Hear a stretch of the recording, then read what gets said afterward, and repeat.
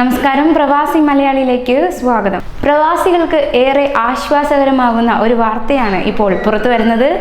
ആശ്വാസം പകരുന്നത് ഇൻഡിഗോയാണ്. നിർത്തിവെച്ച സർവീസുകൾ തുടരാൻ പുതിയ നീക്കം വരികയാണ്.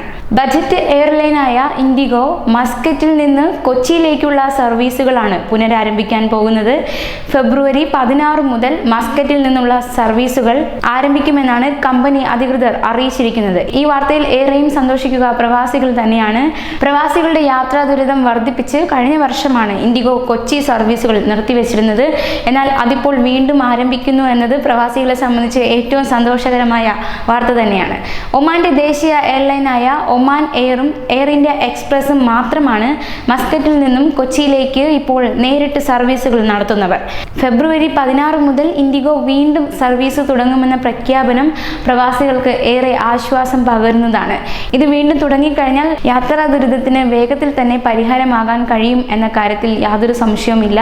ഏതായാലും ഈ വാർത്ത വളരെ സന്തോഷകരമായ ഒരു വാർത്ത തന്നെയാണ്. കൂടുതൽ വാർത്തകൾക്കായി ഈ ചാനൽ സബ്സ്ക്രൈബ് ചെയ്യുക.